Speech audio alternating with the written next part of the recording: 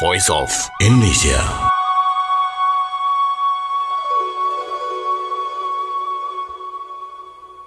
Well, viewers and listeners of Voice of Indonesia, as we know that Indonesia has an extraordinary diversity, including on its people, language, and culture. And the Ministry of Culture commits to promote and also protect the Indonesian Intangible Cultural Heritage. And here today with me, the Indonesian Minister of Culture, Baca Fadli Zon. How are you, Bapak? Very good. Thank you for having me. Thank you very much for that time. Yes, Pak Fadli Zon, as we know that UNESCO has recognized many Indonesian cultures as World Heritage. Just say kebaya, kolintang, and also Reog Ponorogo. So how will your ministry utilize this recognition to strengthen Indonesia's cultural diplomacy? Yes, leverage the recognition of kebaya, kolintang, and Reog Ponorogo to promote Indonesia's rich, diverse cultural heritage in international forums, exhibitions, and cultural festivals. Definitely, that is the situation. And currently, we have some programs on kebaya, such as with the kebaya communities in Brunei, Malaysia, Singapore, and Thailand, and also Reog Ponorogo, Reog International Friendship in Japan, and Indonesian cultural festivals in Netherlands, Thailand, and Japan, and partner with educational institutions globally to introduce Indonesian culture into curricula, workshops, and also academic exchanges, ensuring its sustainable preservation and global appreciation. Some universities have also programs on Indonesian language and culture, such as those in Uzbekistan State World Language University, Azerbaijan University of Languages, and many universities in Australia, SOAS University in London, who has also the Indonesian language course, and many others. And also to recognize and support the artisans and performers behind these cultural treasures, ensuring their involvement in international events and enabling them to become ambassadors of Indonesia's heritage. Our cooperation with the communities, like kebaya communities, kolintang communities, and also Reog Ponorogo's communities, is critical to ensure our cultural diplomacy mission. So I think that is to answer your question. So there are cooperations with the communities, Indonesian communities abroad, and also maybe the Indonesian embassies and also other diasporas. So is there any, what steps that the Ministry of Culture take to strengthen Indonesia's culture? We focus on cultural diplomacy. Well, of course, expanding cultural exchange programs by facilitating artist residencies, performances, and workshops abroad to showcase Indonesian arts, music and dance and traditional crafts, and inviting foreign artists and cultural experts to Indonesia for collaborative projects, fostering mutual understanding, and also strengthening partnerships with international organizations such as UNESCO, ASEAN, and other cultural bodies to promote Indonesia's contribution to global heritage. And also, I think we promote Indonesia's cultural industries by supporting the expert and global promotion of Indonesian films and music. And in this regard, we support the movies and music ecosystems to strive and go international. And some Indonesian movies, for example, like The Raid, which showcases Indonesia's pencak silat, we have proven that film is the right medium for cultural diplomacy. And other movie like Gundala, who play in Toronto International Film Festival, showcasing Indonesia's superheroes, is also example how Indonesian movie is amazing and respected globally. And recently, women from Rote Island, representing Indonesia in Academy Awards 2025, despite it is not shortlisted as winners, but it is a major breakthrough for Indonesian movie that we have to support. So also, I think enhancing digital outreach and investing in cultural education and capacity building, engaging with Indonesian diaspora networks abroad as cultural ambassadors to promote Indonesian heritage. In this regard, we will intensify the presence of the Indonesian House, Rumah Budaya, which currently exists in Timor-Leste, as well in the Netherlands and Kazakhstan, and maybe also in some other places. Yes, Pak Fadli Zon.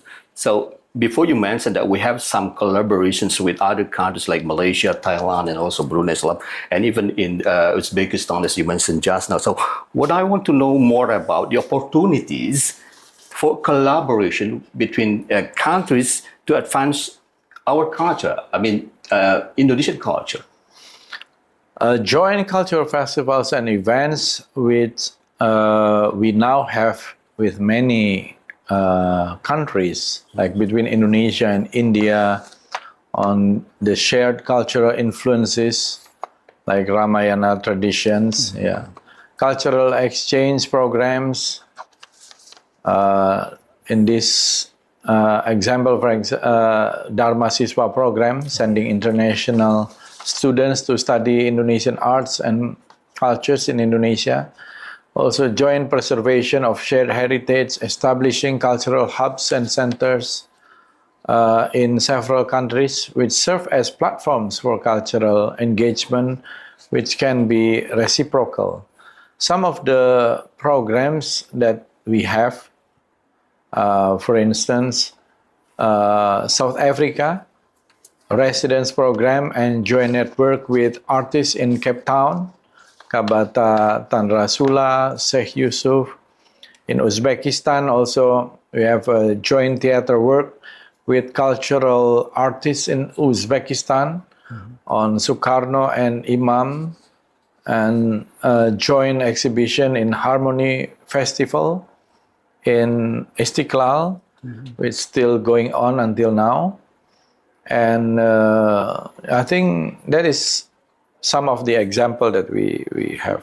Yeah. While you are talking about the Dharma Siswa program, I remember things about the Indonesian Foreign Ministry, Pak Fadli Zon. And we know that the Ministry of Culture has synergized with the Ministry of Foreign Affairs and the Indonesian Embassy in the repatriation of historical objects, like we already know from the Dutch government. And what collaboration is expected in the future with the Indonesian Foreign Affairs Ministry on this? So far, currently, we have returned 828 cultural heritage objects from the Netherlands.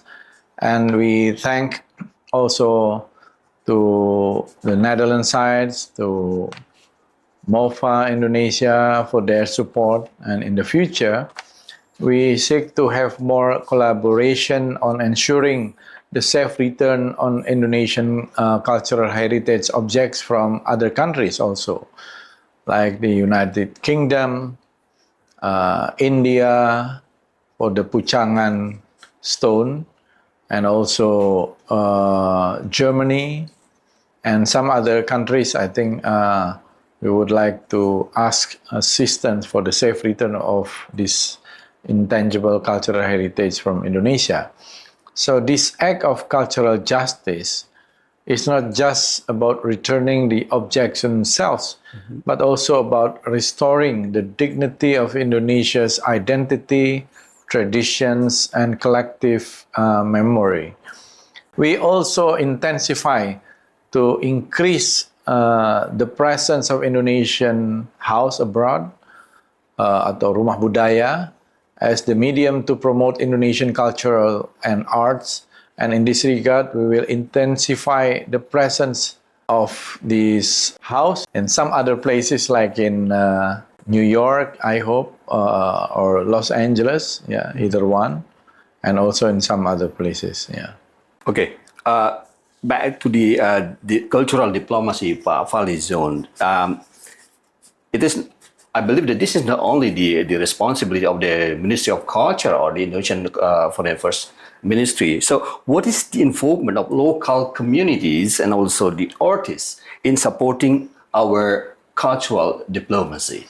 Well, they are, of course, our ambassadors and cultural representatives, and their active participation in preserving and passing on cultural knowledge ensures that these practices are maintained for future generation.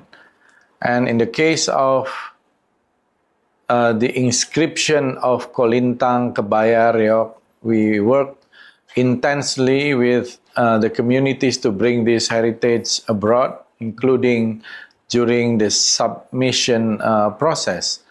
Next, we plan to submit more of Indonesian Intangible Cultural Heritage in UNESCO's ICH list, such as tempeh, tenun, golok with single nomination, congklak, sarung, gasing, rendang with joint nomination mechanism, and also yong, iftar, calligraphy, and majlis. This is from this from extension mechanism, and we will work hard to accelerate this inscription to UNESCO in the near future. Okay. This is quite personal, Pak Fadli Zon. So we would like also to know that what is actually your long-term vision in making this cultural diplomacy one of Indonesia's main strengths. I put stress on the Indonesia's main strengths in the international world. As you know, for the first time ever in history, Indonesia finally has a dedicated Ministry of Culture after 79 years of independence, almost 80 years. So under the leadership of the 8th President, General Prabowo Subianto. This milestone signifies a bold move to put cultural preservation, innovation, and promotion at the heart of the governance. And it positions Indonesia to harness cultural wealth as a source of pride, unity, and global influence, making the beginning of an existing new chapter for the nation. So guided by Asta Cita, President Prabowo's visionary pathways, offering a call to foster a balanced and harmonious existence, integrating the values of culture, environment, and sustainable living rooted in diversity, Indonesia stands poised to become a cultural superpower, the capital of culture of the world. So for Indonesia, culture is not merely understood as art.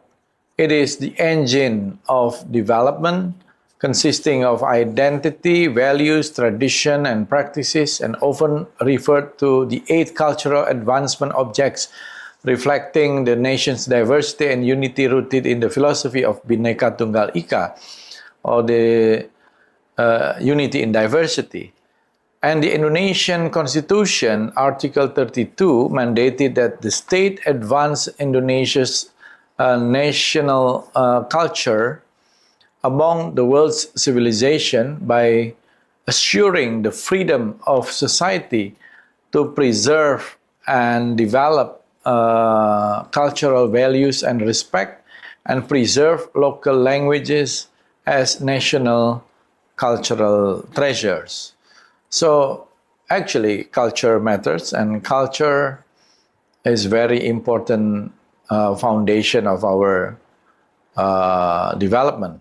So each Indonesian is an ambassador in its culture, and by embracing and sharing our rich cultural heritage, we contribute to the shared efforts for global harmony and collaboration for peace. So the involvement of all elements of society is critical to ensure our vision to enhance Indonesian cultural diplomacy. So I think this can also answer your question. Thank you. Thank you, Fadli Zon. Before we end this conversation, what would you like to say to the Indonesian people, whether here in Indonesia or abroad, about making Indonesia, as you mentioned, as the capital of culture of the world? Yes, because we are very rich, yeah, and I call it a mega diversity. Indonesia can be the capital of world culture. If you have like economic forum in Davos, maybe Indonesia can be also the center of the world culture. And Indonesia also, if we can go back to our prehistoric time, is the house or the home of Homo erectus, Pithecanthropus erectus. So I can say that Indonesia is one of the oldest civilization on earth, if not the oldest. Yeah. For example, we now have our exhibition in our National Museum in commemorating 130 years of Pithecanthropus erectus by Eugene de Bois. We exhibit, maybe this is a very rare opportunity, for the first time ever, 9 Pithecanthropus erectus found in Indonesia. In fact, 50 to 60% of Homo erectus in the world found in Java Island in Indonesia. So we are the home of this prehistoric Homo erectus and Pithecanthropus erectus in the world. Thank you very much, Fadli Zon. Thank you. Well, listeners and the viewers of Voice of Indonesia, that was my very interesting conversation with the Indonesian Minister of Culture, Bapak Fadli Zon. As you watch and listen, he said that Indonesia one day would be a capital of culture. It might become true. I'm Dalot Pane. See you next time. Voice of Indonesia.